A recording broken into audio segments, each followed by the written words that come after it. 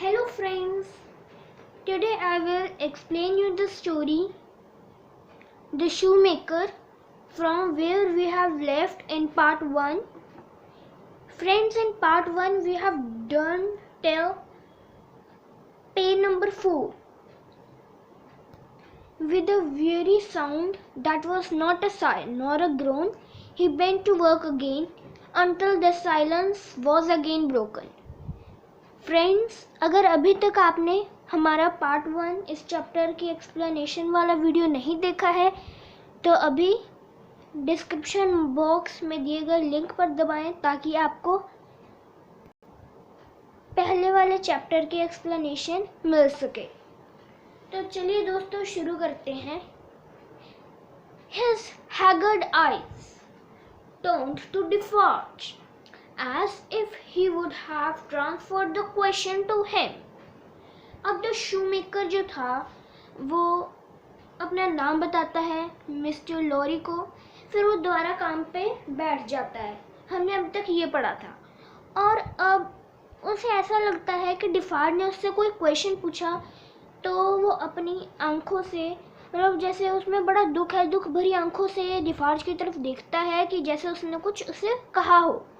But as no help came from that quarter, एक quarter मतलब 3 घंटे तक वो ऐसे ही बैठे रहते हैं और कोई हेल्प शूमेकर के लिए नहीं आती।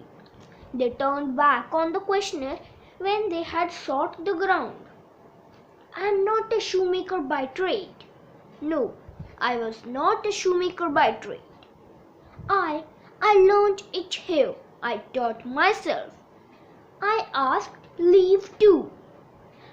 अब जब मिस्टर लॉरी उसे कहता है कि तुम शूमेकर हो या तुम्हारा ट्रेड ही शूमेकर है, तो शूमेकर जो है वो मिस्टर लॉरी को रिप्लाई करते हुए कहता कि मैं शूमेकर नहीं हूँ। जब से मैं जेल हूँ, 18 सालों से जब तक मैं जेल में हूँ तब से मैं शूमेकिंग कर रहा हूँ, पर मैं रियल लाइफ में शूमेकर नहीं था।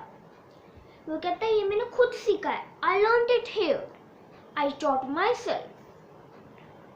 उसने अपने आप को शूमेकिंग खुद सिखाई है। अब he lapsed away again for minutes. अब वो कुछ कहता है और फिर दोबारा काम करने बैठ जाता है। His eyes came back slowly at last to the face from which they had wandered. अब फिर थोड़ी देर बाद जो शूमेकर है वो मिस्टर लॉरी की तरफ देखता है दोबारा। When they rested on it, he started and resumed in the manner of a sleeper that moment awake, reverting to a subject of last night. दोस्तों, reverting का मतलब होता है going back, पीछे जाना। I asked leave to teach myself. And I got it with much difficulty after a long while, and I have made shoes ever since. वो कहता है कि मैंने शू मेकिंग अपने आप को खुद सिखाई है और बहुत मुश्किल था, मुझे शू मेकिंग सीखना मेरे लिए बहुत मुश्किल था और आज तक कभी मैंने शूज नहीं बनाए थे। As he held out his hand for the shoe that has been taken from him, Mr. Lorry said, still looking steadfastly in his face, Monsieur Manet, do you remember nothing of me? दोस्तों, mister lorry ने बातों बातों जब आया था, है ना, तो उसने शूमेकर से उसका जूता लिया था देखने के लिए। अब शूमेकर उससे हाथ बढ़ाता है वापस लेने के लिए मिस्टर लॉरी से अपना शू। तो मिस्टर लॉरी कहता है शू देते हुए कि तुम्हें अभी भी कुछ याद नहीं है, मेरे बारे में तुम्हें अभी भी कुछ याद नहीं है। The shoe dropped to the ground and he sat looking fixedly at the questioner. अब जो शूमेकर है वो बड़ा हैरान होता है और वो अच्छी तरह जूता नहीं पकड़ पाता और जो शू है वो जमीन पर गिर जाता है और मिस्टर लॉरी की तरफ फिक्सली देखता है, वो काफी देर तक देखता है। Monsieur Manet, Mr. Lorry laid his hand upon Defarge's arm. Do you remember nothing of this man? Look at him. Look at me. अब मिस्टर लॉरी जो है वो डिफार्ज, जो प्रिजन का एक बंदा है, मतलब रखवाली करता था वहाँ पे, उसको कहता है कि तुम कुछ रिमेम्बर नहीं करते, पहले इसकी तरफ देखो फिर मेरी तरफ देखो. Is there no old banker, no old business, no old servant, no old time rising in your mind Monjard Bennet. वो कहता है तुम्हें हमारा कोई रिश्ता नहीं लग रहा आपस में, कोई बैंकर का रिश्ता, कोई बिजनेसमैन का रिश्ता, कोई नौकर का रिश्ता, कोई भी पुराना समय तुम्हारे दिमाग में नहीं है मॉन्जार्ड बेनेट.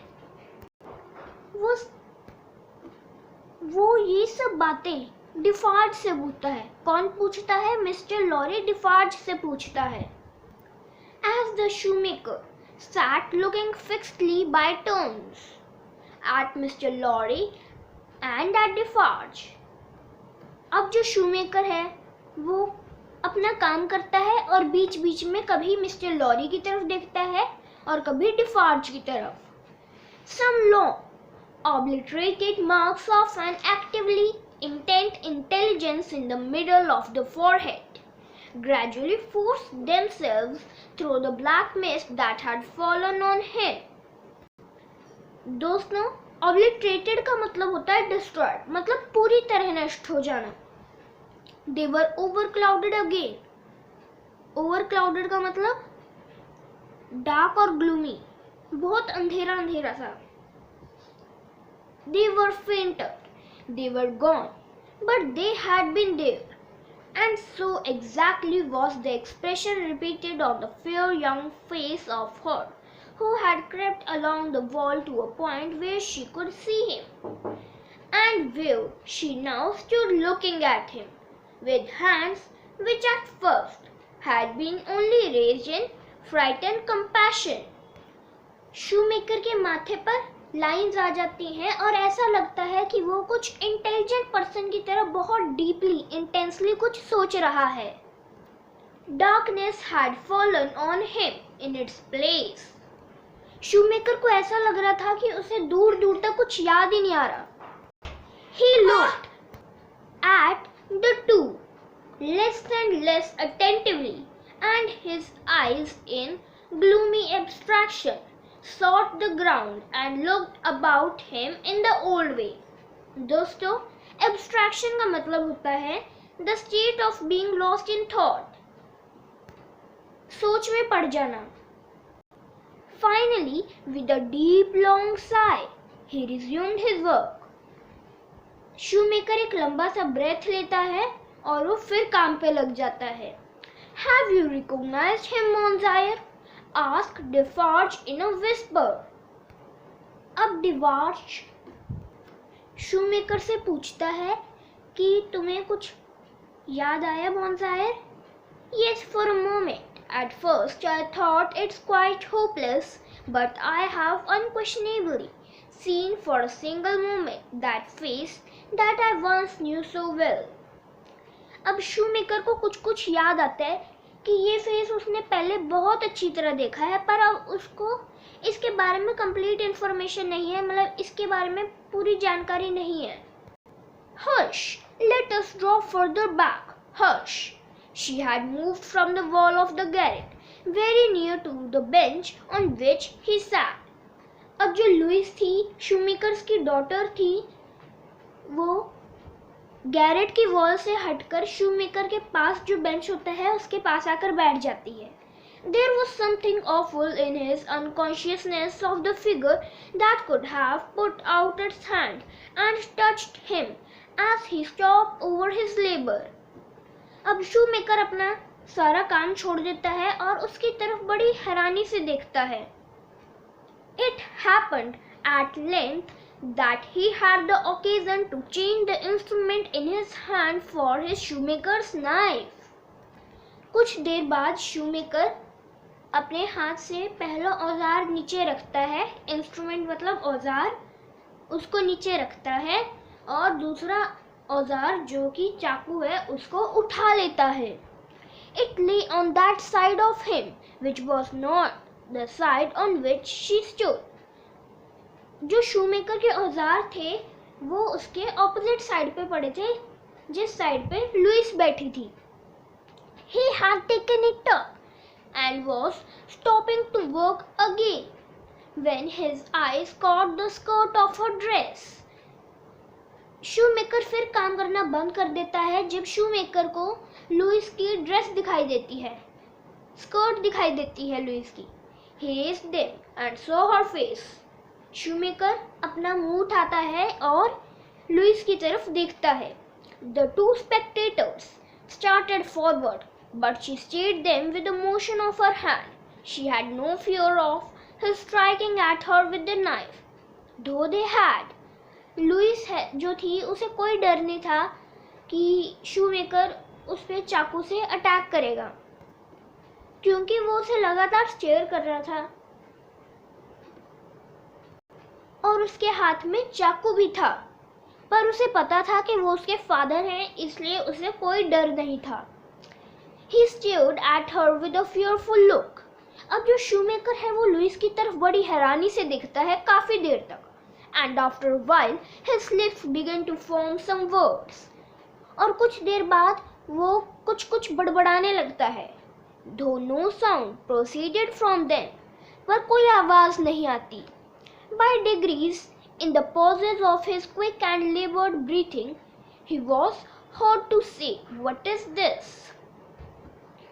शूमेकर की सांसें तेज होने लगी और उसने कहा, "What is this?" ये क्या है?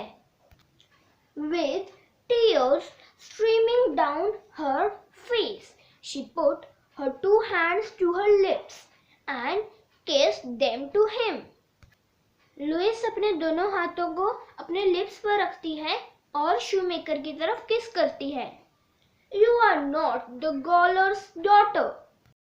जब लुइस शूमेकर के पास आकर बैठती है तो शूमेकर लुइस को पहचानना शुरू करता है और वो उससे पूछता है कि तू चीफ जेलियर की बेटी तो नहीं है।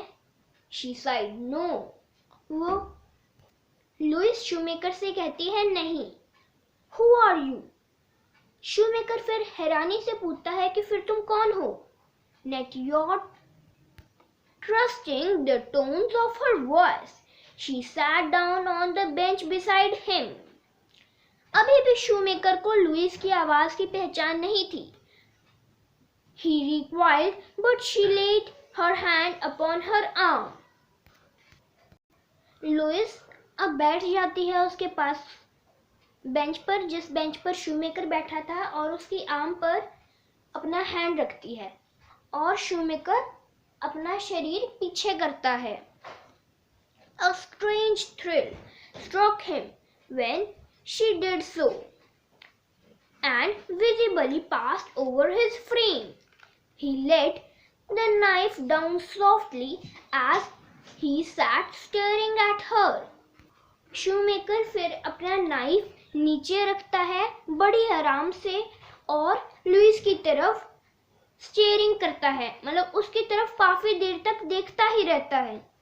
Advancing his hand little by little, he took it up and looked at it.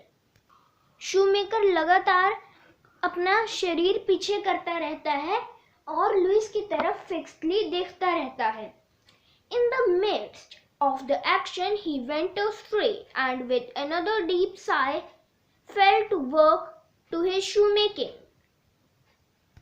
Shoemaker एक लंबा सा सांस लेता है और फिर काम करने बैठ जाता है।